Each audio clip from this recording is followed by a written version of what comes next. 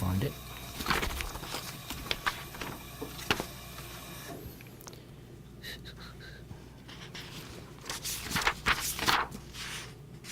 Just hold on for a second. It's not 29.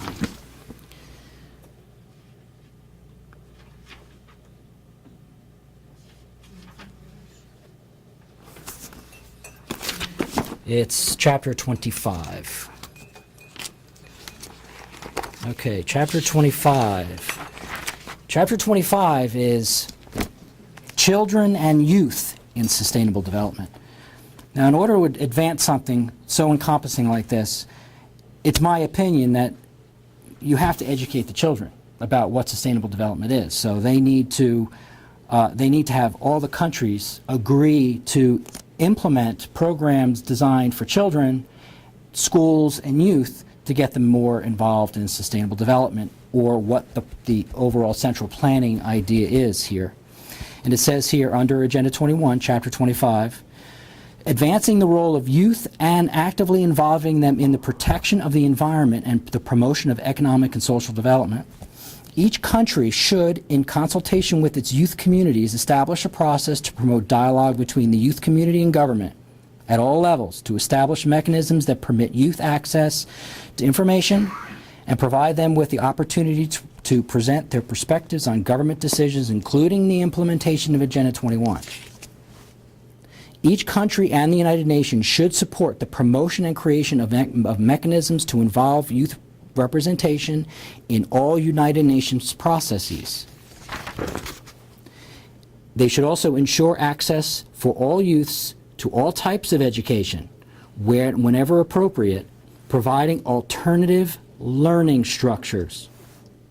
Provide alternative learning structures. Don't really know what that means. Ensures that education reflects the economic and social needs of youth and incorporates the concepts of environmental awareness and sustainable development through the curricula, and expand vocational training, implementing innovative methods aimed at increasing practical skills such as environmental scouting. And it goes on, you know, children in sustainable development. It goes on to the objectives and everything else. Do you think the alternative learning techniques would be something like Outward Bound or youth projects or something like that? I really don't know what they're can anybody identify something that perhaps they see in schools that would kind of reflect the global aspect of sustainability? When I was a kid, Outward Bound was something that if you were a problem student, you know, you'd spend an alternate school, like they have in Rochester. They have that. They have them 2 or 3 schools now that if you're not learning enough in some of these, they're off to send you to an alternative school. Pretty much. Well, Outward Bound was actually something that was out of a school type environment, sent you into, you know, mountain climbing and stuff like that, or sustenance farming applications and stuff like that. Oh, such as there's one in Tamworth, that there's a school in Tamworth that they teach you how to farming, and the schooling is teaching you your subjects, but it's also teaching you everyday living. So I wonder if it's an effort, if they can't control what they're learning, can they control what they're physically doing? Well, remember in the beginning, if you want to control it, how many veterans are in this room? Okay. Now I'm not stating in any way that this is some kind of war propaganda, so I've got to make that clear. But when you have to control something, you have to control aspects of it in order to do something. Their goal is to control land, energy,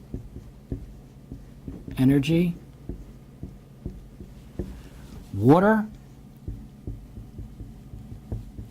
and air. In order to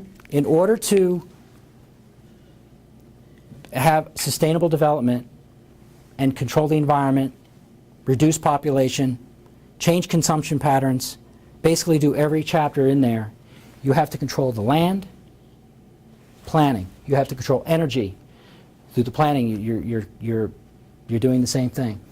You're controlling water resources, They're blocking you from using water resources. They're doing it all the time. And you have to control the air. Now, you always wonder, well, how are they controlling the air? Well, the EPA has air quality standards. I found out something very interesting about the air quality standards when I go to the Stratford Regional Planning Commission meetings. They talk about CMAQ. It's congestion quality mitigation, or congestion mitigation air quality. It's a computer model that the EPA controls, that's designed by Trinity Associates, Trinity Consulting, which basically has a software program that somehow calculates what the air quality is in an area. If your air quality has too many pollutants in it, you're in a non-attainment area. In order to get your federal highway dollars, you have to be in attainment or show that you've put steps into place to become attained with your air quality. Portsmouth has problem with air quality because of the congestion. I think up here we're pretty good with attainment, but the EPA, Trinity Associates, Depends on which way the wind blows that day. the software apparently can figure that all out, Yeah. according to them. So again, the EPA with getting your federal dollars back, you have to show attainment. So they have to be able to control. They have to control these items. And basically, if you're eventually gonna get get back to the youth, if you're gonna get them to lower their consumption patterns, change their behavior, then they need to control these things, which would have to be their schooling. And you'll see stuff like this. They're coloring books for kids about sustainability. Now, if you could get one of these, actually I got this in Wolfboro. It's put out by the Syracuse Cultural Workers. If you go to their website and look it up, they also have signed the Millennium Development Goals. They're called MGD goals of the United Nations. The American Planning Association has signed the Vancouver document, or the Vancouver Declaration, which I have here somewhere, which basically is saying they agree with the Millennium Development Goals. That's why it's called Agenda 21. It's the agenda for the 21st century. So this is the Syracuse Cultural Workers is NGO, nonprofit. They're usually nonprofits. Now, I have no problem with nonprofits. I don't, people want to get together and pool their resources because they believe in something, that's fine. I only have a problem with the fact that this encompasses everything. Everything that affects us. This is central planning from top down. You heard about our Constitution because it's a bottom up. It's to protect our individual liberty because we're supposed to make the choice of these things. If we debated all this and everybody agreed and knew about it, if elected officials knew about it, that's how it works in the United States. But they want to central plan everything from top down, and I think that's very disingenuous. And the fact that no one knows what Agenda 21 is, except the people promoting it, and they don't tell you they're promoting it, I just wish they would be honest and just say, we believe this is the way to go, this is why we should do this, and let's all do it. But they won't tell you that. They'll just tell you it's just a federal mandate. Well, I don't think that's really accurate. So my goal is to educate people to understand where this is coming from. So when somebody says, well, we have to be more sustainable agriculture, there's an executive order that President Obama just signed, which was to establish the Rural Council. Have you ever heard about the Rural Council?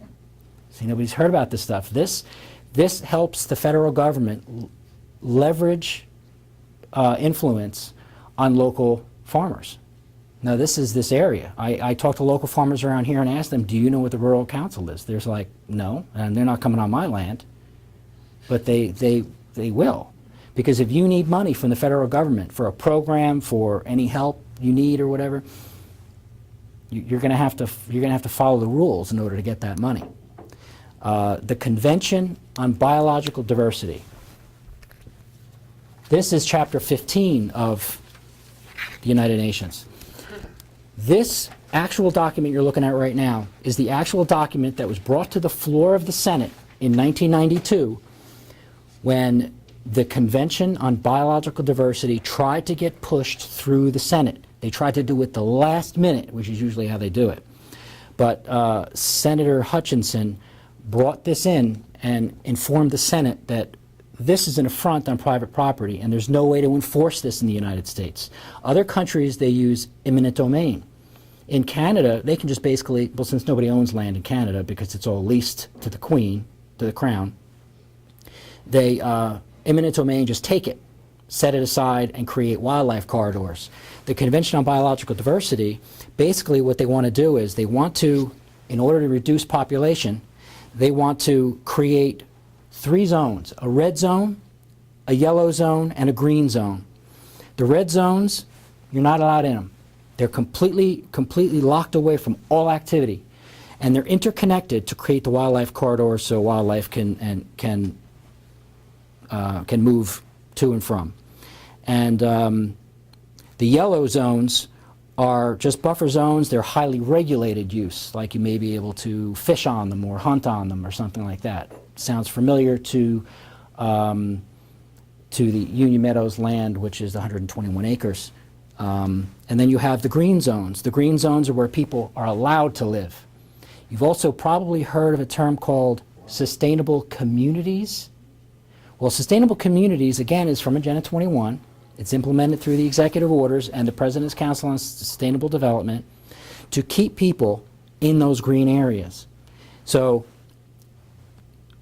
since they were not able to pass this convention, this treaty, what they did is the environmentalists, they're not going to take no for an answer, so what they've done is they lobbied the federal government to create tax frameworks where people can now voluntarily give up their land and get a tax incentive to do so in order to put this whole convention treaty in place piecemeal. So eventually they could just go back to the Senate and say, this is, we already have all this land set aside, why don't we just sign the treaty? Well, this failed for a reason, and again, the people promoting this, they either know it or they don't know it. But if they know it, they're not telling anybody that this is what they're doing. But this is common knowledge. People who, most of the conservation commissions around the country are in a rush now to put this land away, as much land as they can get their hands on by using all the federal tax schemes in order to do it. Because this year is the 10-year anniversary, 20-year anniversary of Agenda 21. Today, this June is going to be Earth Summit 2012. You will hear about Earth Summit 2012 in the news. You may hear some, if you ever go to some of the political debates, you might want to ask some of the candidates if they promote this kind of United Nations. So there is going to be a meeting. It's called Rio Plus 20. 20 is the 20-year cycle. And they're going to discuss what worked, what didn't work. I'm actually helping them because by speaking to you about this, you're not only getting to know about it, they're also learning what works and doesn't work when we have to approach society with these questions, because it's a formidable thing to try to incorporate an agenda from an international body onto the American people without them knowing it. So we have to see what works and what doesn't work. When I mentioned to the American Planning Association at the planning commissions about this heading, I simply asked, where did this heading come from? This planning and action for sustainable development. They just basically said, well, it's a good sounding thing and they basically just described what sustainability means. If you go back to the same document, it's off the document now. So they adjust it. So now it's not on there, nobody will question it. The United States Department of Agriculture. The United States Department of Agriculture, you've heard of the cooperative extension system. Everybody has. It's connected to the university system. It sounds perfectly good. The cooperative extension system. The University of New Hampshire